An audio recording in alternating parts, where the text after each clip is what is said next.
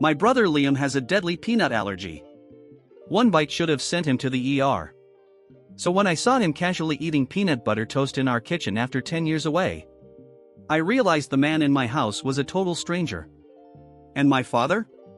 He was paying him to be there. Welcome back to the Backseat Redditor. Today, we're diving into two of the most disturbing family secrets ever shared on the internet. Stories that prove the people you share a dinner table with might be the ones you should fear the most. I, 24F, never thought I'd see my brother again. 10 years ago, my older brother, Liam, then 16, ran away from home after a massive fight with our dad. We never heard from him again. Our family broke that day. My parents became ghosts, haunting their own house. But 3 days ago, the doorbell rang. Standing on the porch was a 26-year-old man. He had Liam's messy brown hair. He had Liam's crooked nose. He even had the faint scar on his chin from when he fell off his bike in 3rd grade. My mom collapsed sobbing. My dad, usually a stone-cold military man, wept like a baby. It was a miracle. The prodigal son had returned. For the first 24 hours, I was in shock. I hugged him. I cried. It felt like a dream. But the dream turned into a nightmare yesterday morning. I walked into the kitchen to find Liam making breakfast. He was casually spreading chunky peanut butter onto a slice of toast. He took a huge bite, chewing with satisfaction. I froze in the doorway, my coffee cup shaking in my hand. "Liam?" I asked, my voice trembling. Is that peanut butter?" "Yeah," he smiled, swallowing a mouthful. "Want some, Elena?" I felt the blood drain from my face. My brother Liam had a deadly peanut allergy. I'm not talking about a mild itch. I'm talking about throat closing, EpiPen stabbing, ambulance calling anaphylaxis. One bite would send him to the ER. I ran to my dad in the living room. "Dad, that guy isn't Liam. He's eating peanut butter." My dad didn't look shocked. He didn't run to the kitchen to save his son. He just sipped his coffee and said, "Elena, allergies can change over a decade. Don't ruin this for your mother." I went back to my room, feeling sick. That night, I walked past the guest room where Liam was staying. The door was cracked open. I heard him whispering on a burner phone. "Yeah, it's done. They bought it. The sister is suspicious, but the parents are keeping her in line. Payment clears tomorrow, right?" I knew he was an imposter. But who was he? And why were my parents playing along? The next morning, I tried to trap him. At breakfast, I asked, "Hey Liam, do you remember what we buried in the time capsule under the old oak tree when we were kids?" Liam paused. He looked at my mom. My mom quickly jumped in, "Elena, stop grilling your brother. He's been through trauma. His memory is foggy." Liam smirked at me. "Yeah, Elena. It's all a blur. But I'm just glad to be home." I felt like I was going insane. My parents were gaslighting me. They were protecting this stranger over their own daughter. When they went out for groceries, I snuck into Liam's room. I rifled through his duffel bag. Hidden inside a pair of socks, I found a wallet. The ID didn't say Liam. It said Mark S. And behind the ID was a bank deposit slip. A transfer of $50,000. The sender? My father. My heart hammered against my ribs. My dad paid this guy to pretend to be my dead brother? Why? I heard the front door open downstairs. They were back early. I ran downstairs, holding the deposit slip. "Dad. Who is Mark? Why did you pay him 50 grand to impersonate Liam?" The room went silent. My dad walked up to me, snatched the slip from my hand, and ripped it into pieces. Then, he slapped me. Hard. "You ungrateful brat," he hissed. "We are trying to be a family again. If you say one more word about this, you can pack your bags and get out." He is Liam. "Do you understand?" I looked at my mom. She wouldn't even meet my eyes. She just stared at the floor, whispering, "Just let it be, Elena. Please." I didn't pack my bags. I grabbed my car keys. That night, Liam, or Mark, snuck out of the house. I followed him in my car. He drove to a seedy dive bar on the edge of town. I watched him down 3 shots of whiskey. He looked stressed. I walked right up to his booth and sat down. He jumped. "Elena, what are you doing here?" "Cut the act, Mark," I said, slamming my hand on the table. "I know you're an actor. I saw the ID. I saw the money. Tell me the truth, or I call the cops right now."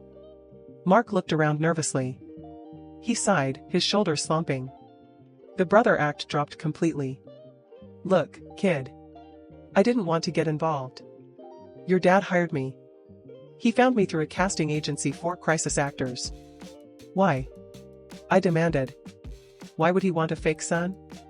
Mark leaned in close, his breath smelling like cheap bourbon. "Because the police reopened Liam's missing person case last month. They wanted to dig up the property.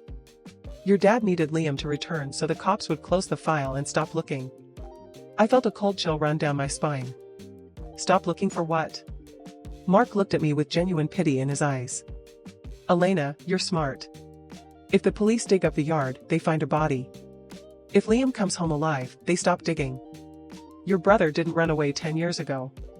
He never left the property." I drove home in a daze. My mind flashed back to 10 years ago. The night Liam left. I remembered the screaming. I remembered my dad dragging Liam to the basement for punishment. I remembered the house being dead silent the next morning. I parked my car down the street and walked through the backyard.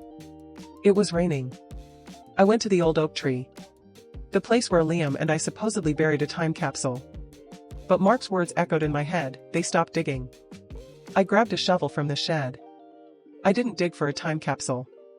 I dug for the truth. The mud was heavy.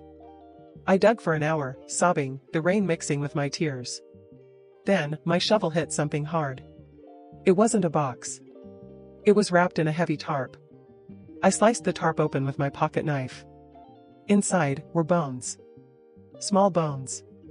And a tattered, blue baseball jersey. Liam's jersey. I covered my mouth to stop a scream. My dad didn't just pay an actor. He paid an actor to cover up a murder. I pulled my phone out to call 911. "I told you to leave it alone, Elena." I froze. I turned around. Standing in the pouring rain, illuminated by the lightning, was my father. He was holding his hunting rifle. "Mom wanted to protect you," he said calmly, raising the gun. "She wanted you to have your brother back so we could all pretend. But you just had to keep digging." "Dad, please," I begged, backing up against the tree. "He was your son." "He was weak," my dad roared. "He threatened to call child services because I disciplined him. I didn't mean to hit him that hard. It was an accident. But I couldn't let him ruin my career." He cocked the rifle. "And I can't let you ruin it either." He squeezed the trigger. I squeezed my eyes shut. Bang. I waited for the pain. But it didn't come. I opened my eyes. My dad was on the ground, clutching his shoulder, screaming. Standing behind him, holding a smoking pistol, was Mark. Mark had followed me from the bar. He kicked the rifle away from my dad. "I'm a scam artist, buddy," Mark spat at my father. "But I ain't a child killer." Police sirens wailed in the distance. Mark had called them on the way over. Epilogue, it's been 6 months. My father is serving life without parole for second-degree murder. My mother got 10 years as an accessory to the crime. She knew everything. She helped bury him. Mark disappeared after giving his statement. He didn't keep the money. He left it in my mailbox with a note, "Start over, kid." I sold the house. I couldn't live there. I finally gave Liam a proper burial last week. People say blood is thicker than water. But sometimes, blood is just a stain you have to wash away. I lost my parents, but I finally found the truth. And for the first time in 10 years, my brother can finally rest. I, 22M, have lived in the same suburban house in Ohio my entire life. My parents, Alice and Tom, are the perfect couple.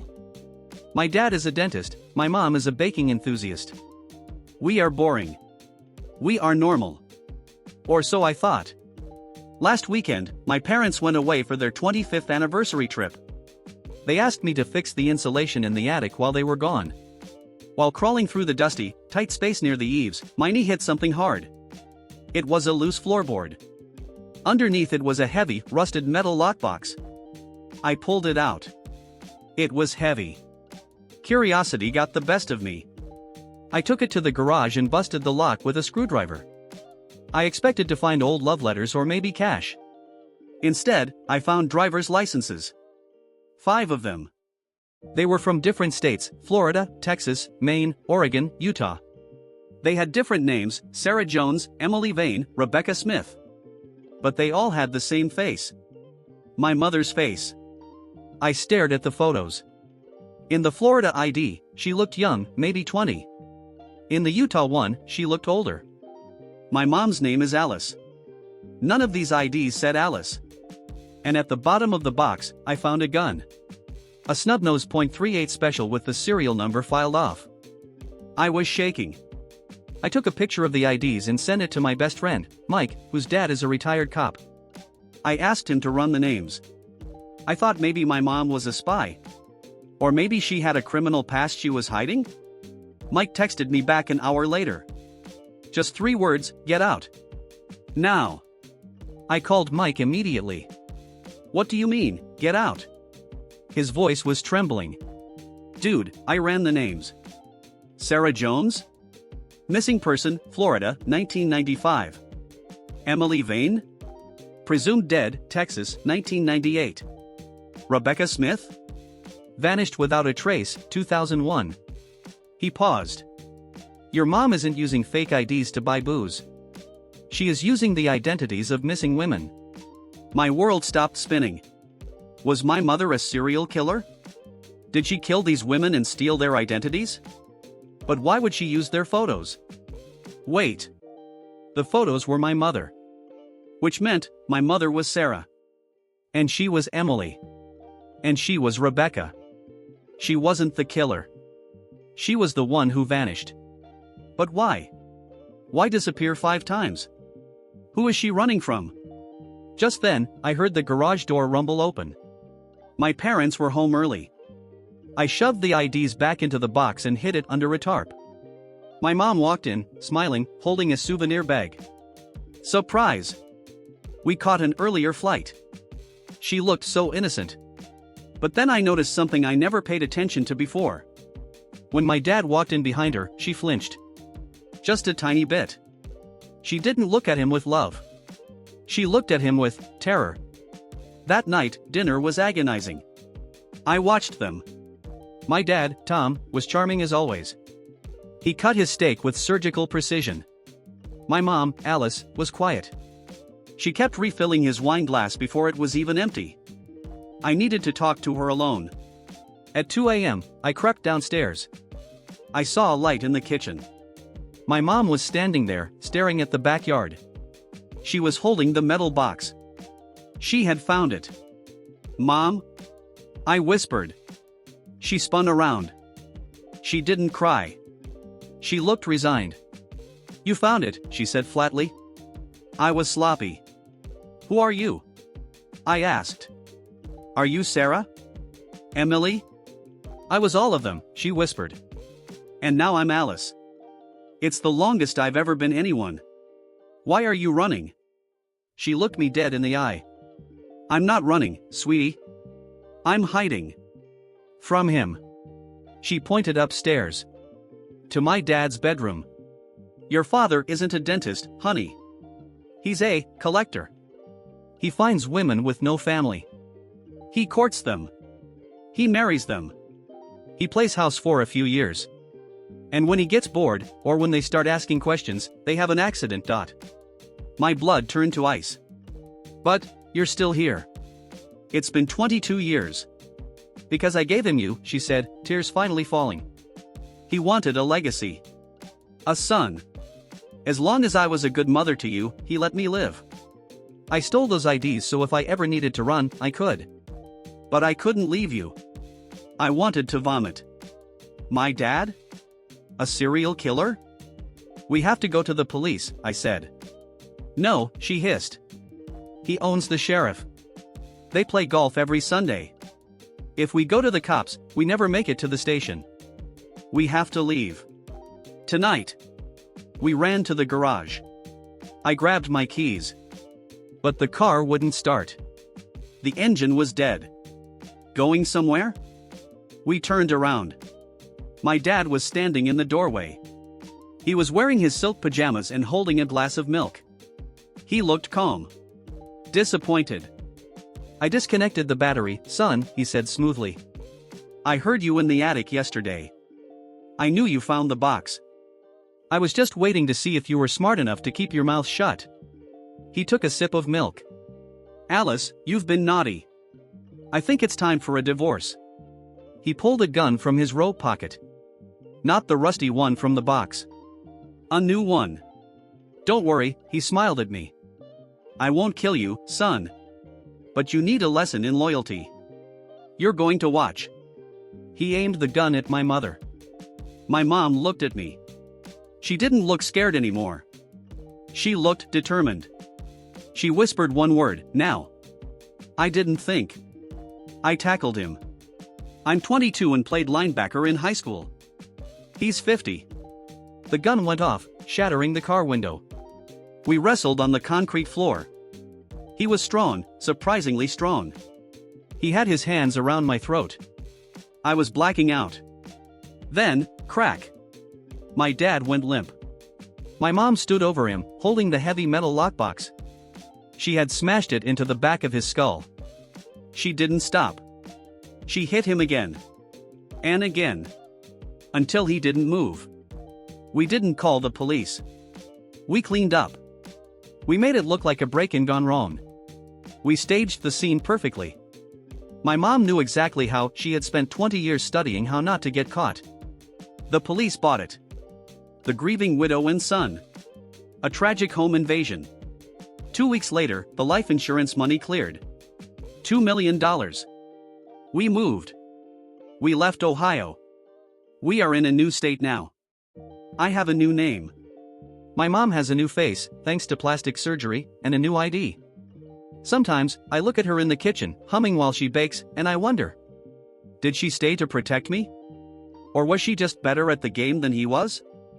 Yesterday, I found a new box in her closet. It has my new ID in it. And a passport. And a note that says, always have an exit strategy. My dad was a monster. But my mother? I think she might be something much, much scarier. And I'm just glad I'm on her side. Sometimes, the people we think we know best are the ones we know the least.